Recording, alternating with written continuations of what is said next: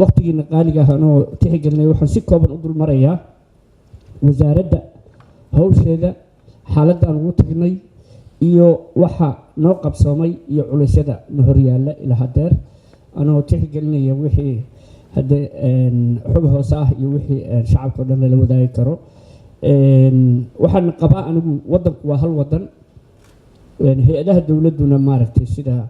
mas-uuliyiin badanba u yiraahdeen waa hal waddan ayaan wada matalaynaa ama ka wada shaqaynaynaa halkaas waddan marka haddaan xogta laysu sheegin oo aan dhibaatada jirta laysu sheegin oo wixii noo qabsooma laysu sheegin oo aan la wadaagin oo qofka meesha ku jira ama golahaas ku jiro ama ciidan ha ku jira hadduu talo fiican hayo oo arrimo dibad ku saabsan aan laga qaadan wixii waxay noqonayaan markaas faa'iidadii la rabay lagama wada gaari karo marka mas-uuliyaddu waa mid naga wada dhaxaysa waxaan rabaa wasaaradda haddaan idinkaga warramo xaaladda aan ugu tagnay wasaaradda waxaan ugu tagnay xaalad waxna soo qabsoomeen dowladihii naga horreeyey oo meel cidlaha laga soo bilaabay maaragtay dadkii xamar joogay kolley waa ka warqabaan wasaaraddu waxay ku bilaabatay inay degto xarunteeda xataa kuma bilaaban waxay ku bilaabatay wakaaladda hargaha meeshay ahaan jirtay in ay ku shaqayso ayay ku bilowday tiim yar ayaa bilaabay oo dadkii hore wasaaradda ka shaqayn jiray ah marba meel ayay soo maraysay marka annagu hadda markaa nimid xarunteedii ayay deganayd oo la badbaadiyey oo dad mas-uuliyiina oo sarkaal ka tirsanaa ciidanka booliiska oo dagaaladii dhacay oo dhan isagoo marba dad kaashanaya ka badbaadiyey waxaan u tegay wasaaradda arkiibyadeedii 2 arkiibyay leedahay mid qarsoodi tahay midna arkiibya caadiya tahay arkiibyadii caadiga ahayd oo shaqaynaysa iyo arkiibyadii qarsoodiga ahayd oo qufulkii la saaray 1991 qufulkii la saaray uu saaran yahay waa weli cidi u gelin waxna lagala bixin waxna laga xumayn meeshaas inay kusii qafilnaato maaha hadda anu ma taaban meeshaday ku qafilantaha weli mana gelin gudaheeda inay kusii qafilnaato maaha laakiin haddana in loo tala badsado oo waxaas kombiyuutarro aan internetka ku xirnayn oo digital ah la geliyo si aanay u lumin si aanay usii faafin oo aanay internetkii emaili iyo aanay u noqon in xogtaas hal mas-uul noo soo xafiday intaasoo dhan in aan annaguna kana faa'iidaysano xafidnana isagana ku abaalmarino waxaan u tagnay wasaaradda oo shaqaynaysa 13 waaxood leh dhowr agaasimo guud leh xoogay joogtaa leh nasiib wanaagna 3 wasiira timid meesha wasiiru dowlaha iyo wasiir ku-xigeenka 3 waxaan ahayn markii ugu horreysay wasaaradda loo magacaabo dad noocaasa dad wasaaradda ka tirsanaa anuu safiir baan ahaa cabdulqaadir ilaa 8aadkii uu ka shaqaynayay wasaaradda oo safaaradaha ka soo shaqeeyey mukhtaar oo wasiir ku-xigeenka ahna sidoo kale khibrad wuxuu leeyahay safaarad oo uu ka shaqaynayay markii xilka loo magacaabayay safaaradda lusaka ayuu ka tirsanaa marka 3 waan tashanay xaaladii waa darisnay hawshina waan qaybsanay wasiir dowlaha waxaan u xil saaray waxa la wixii safaarad ku saabsan wasiir ku-xigeenkan waxaan u xil saaray waxa la wixii wasaaradda ku saabsan iyo maaliyadeeda iyo maamulkeeda iyo shaqaalaheeda ku saabsan sidaas ayaan marka shaqaduna noogu kala qaybsan tahay una tashanaa waxyaabahaan u tagnay waxaa ka mid ah shaqaale badan oo qaar aan diiwaan gashanayn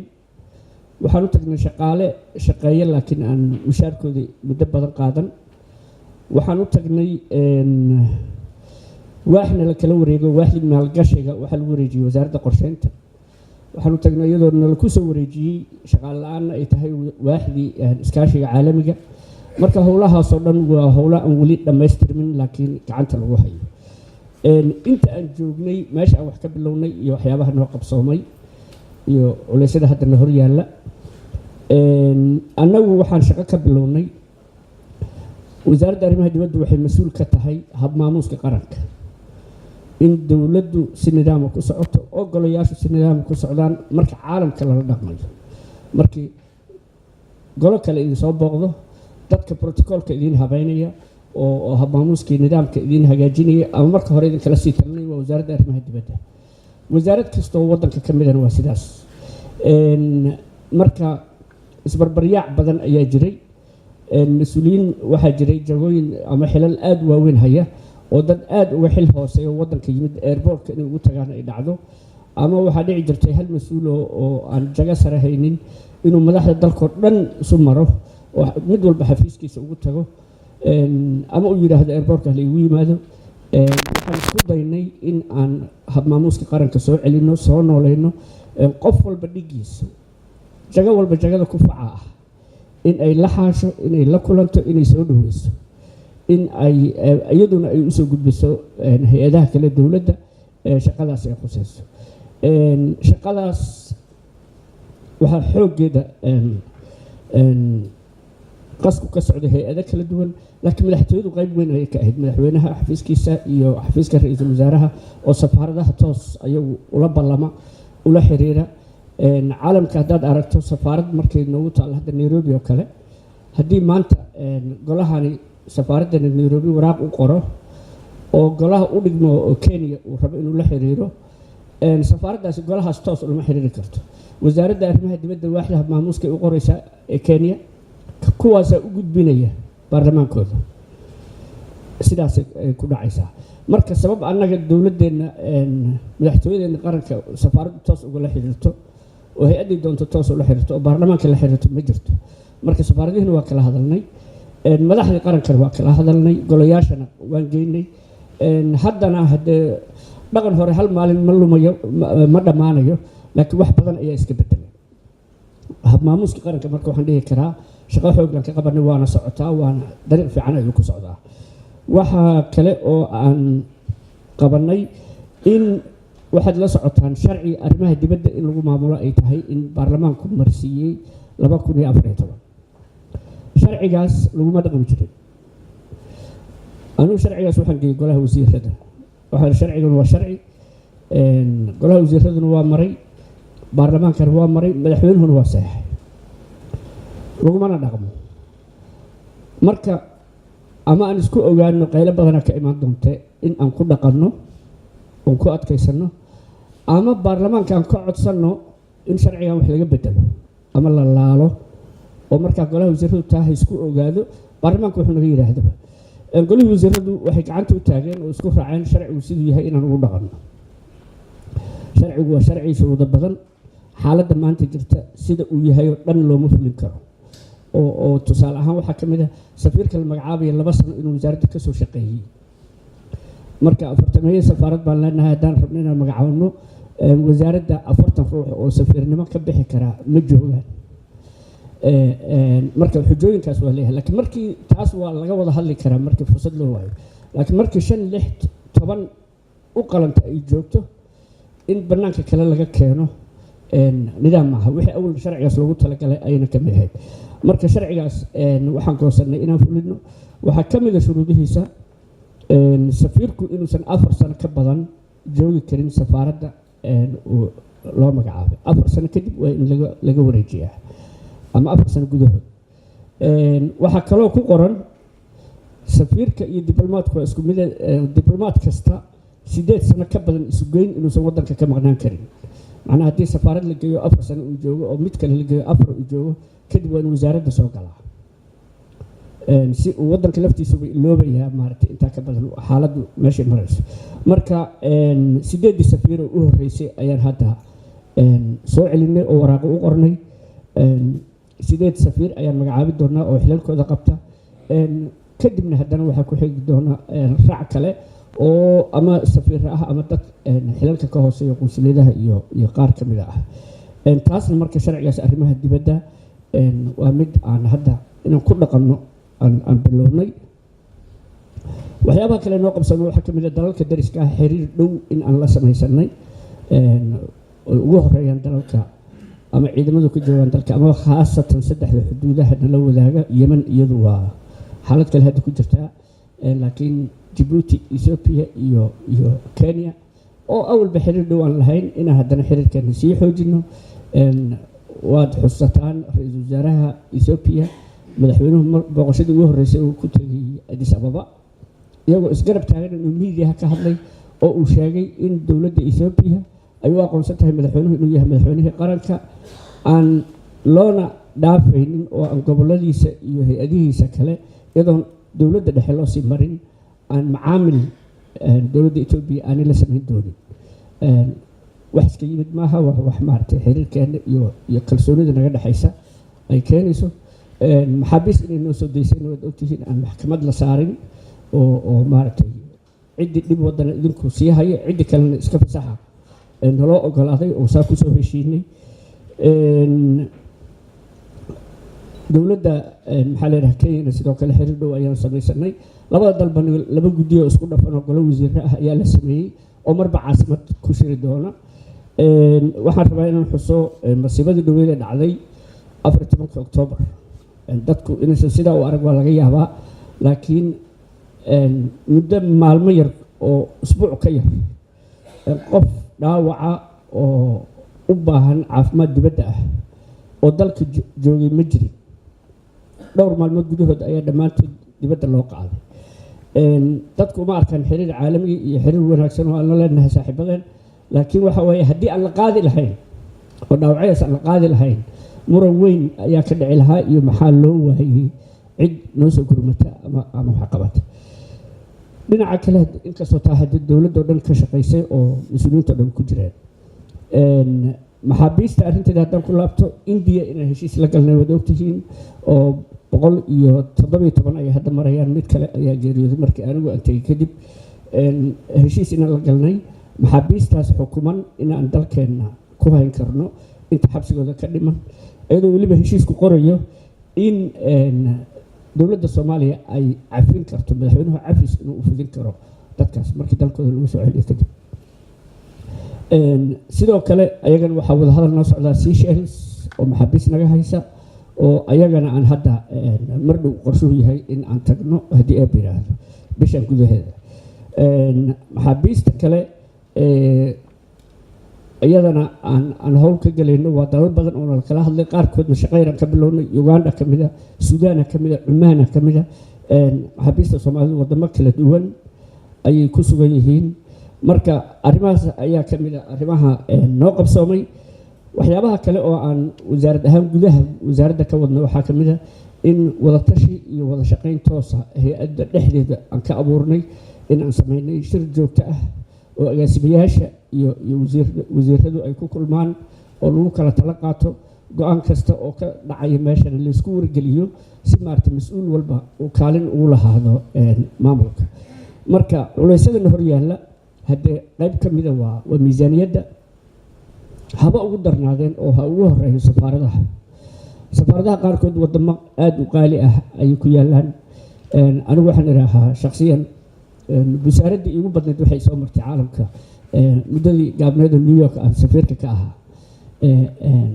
ay soo martay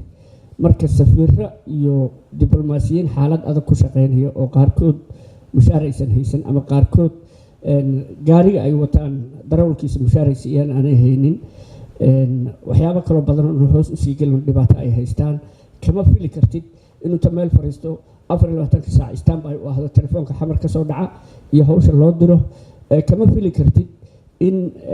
intaan joogin New York muddo gaaban usbuucii haddaan qiyaaso 4-5 martiqaad ayaan tegi jiray kuwa kaloona teginna way jireen marka safiirku ku marti qaado la soo cashayso intaasoo safiiru marti qaado mid kaloo ayaga ka mid ahayd marti qaado waa inaad maalin marti qaaddaa adiga mar walba ma noqonaysid marti ma ahaanaysid budget badan ay u baahan yihiin maalin walba waxaa lagu taagan yahay suit iyo tie iyo shaati cad ayaa lagu taagan yahay qofkii kiradii gurigiisa ka wareersan budget uu ku iibsado lacag ku iibsado uma haysto maalin walba dhar u diyaara oo shirarka ku tago taasoo ka mid ah gunooyinka uu xaq u leeyahay saddex diblomaasiyiintu oo sharciga arrimaha dibadda la baasgaray ku qoran laakiin aan la bixin culaysyo badan ayaa jira oo miisaaniyadda isugu soo aruuraya dowlado naga kabaa jira miisaaniyadda safaaradaha qaar waa uga mahad celinaynaa laakiin dhaqan wanaagsan maaho dowladda ku socoto wakiil halkan lagugu soo dirsaday markaad adigu mushaarkiisa bixinayso haddii wakiilkaasi su-aalo badana ka imaanaya shaqada uu qabanayo marka in Soomaaliya ay yeelato safaarado ay iyadu biili karto kuna filan tahay waa laga maarmaan arrin hadda gacanta lagu hayana ma aha macnaha lagu filaaday weli ma aha taasi waa ka mid culaysyadana haysta culaysyadana haysta waxaa ka mid a inkastoo asagana shaqo badan aan ka qabanay baasaboorkeena soomaaliga oo waddamada qaar aanay ama aqoonsanayn ama culays dheeraada ay saarayaan qofka sita anigu maraykanka dhowr jano tegey baasaboorka soomaaliga ku tegey viisadii la diiday in lagu dhejiyo waraaq gooniya ay ku qoran tahay oon tegey markaan la sheekaysanay waxaan ihi war baasaboorkan waad aqoonsantihiin sababtoo ah warqadan keligeed kuma safri karo america kuma soo geli karo waxaan ku imaanayaa baasaboorka iyo warqadda labo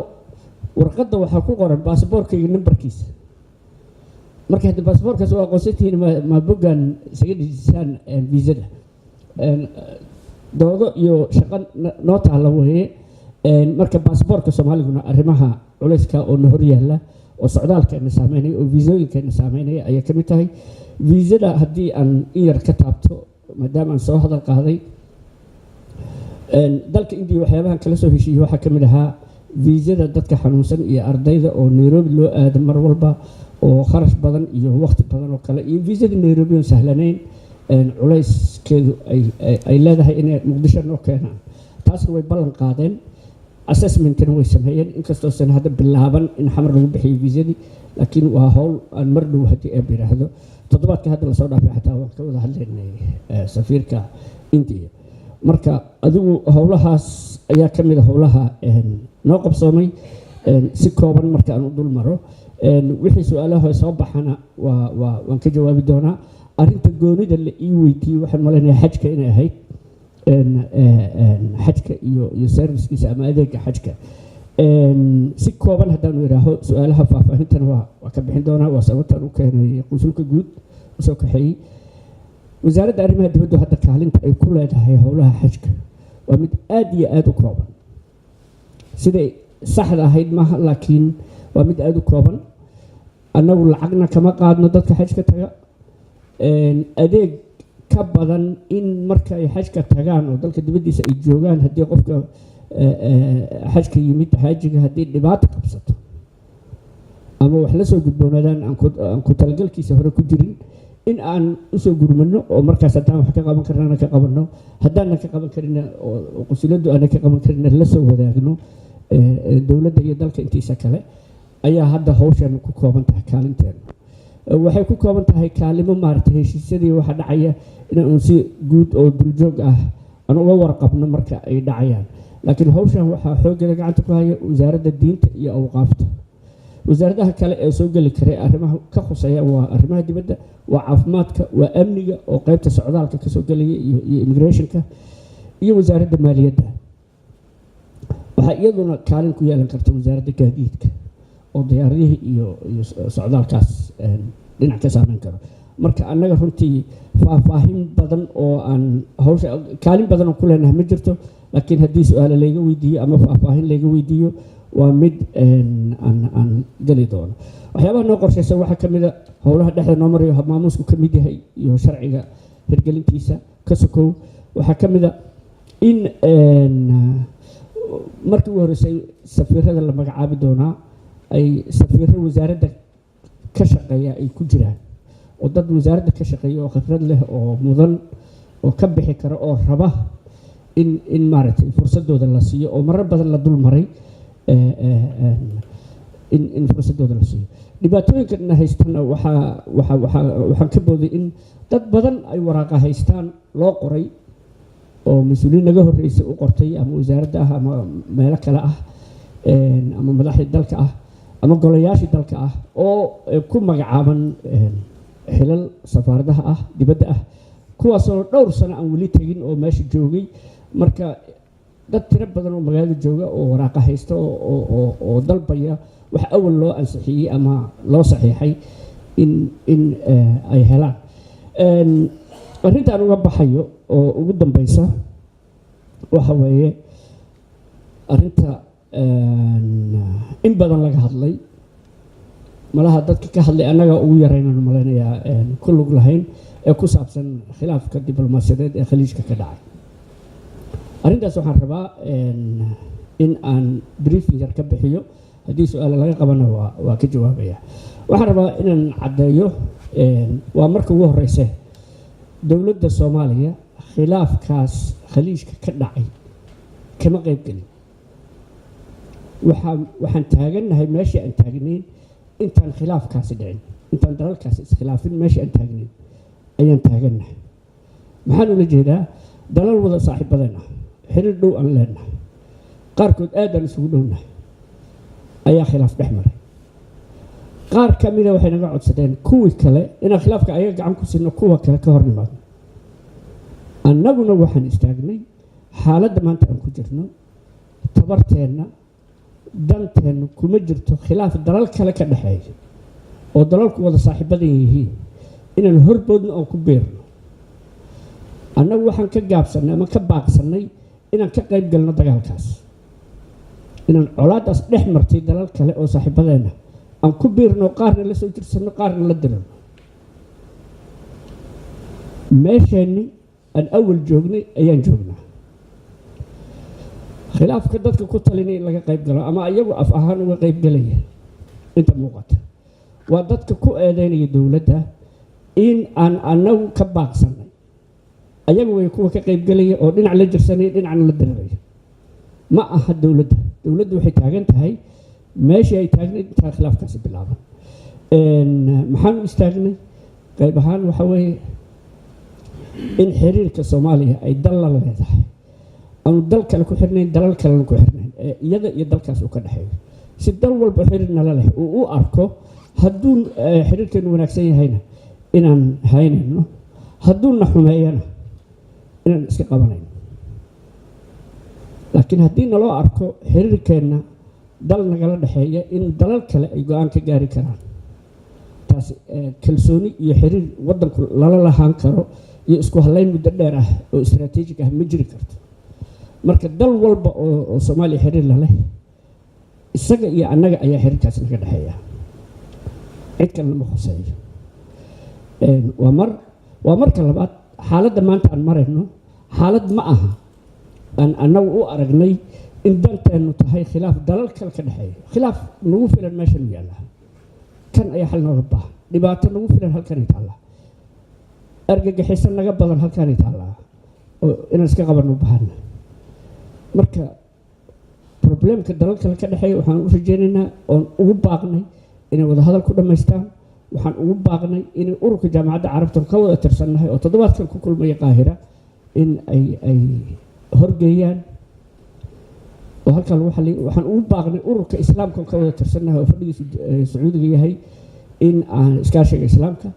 dalalka islaamka in halkan lagu xalliyo. laakiin annagu aanan noqonayn qayb ka tirsan colaadaas. waxaan runtii aad iyo aad u qiimeynaya una qadarinaya dowladda Sacuudi Arabiya oo aan jeclaysan go-aankeennin koowaad oo markii hore aan gaarnay, laakiin nagu qadarisay, fahamtay mowqifkeenna, aqbashay.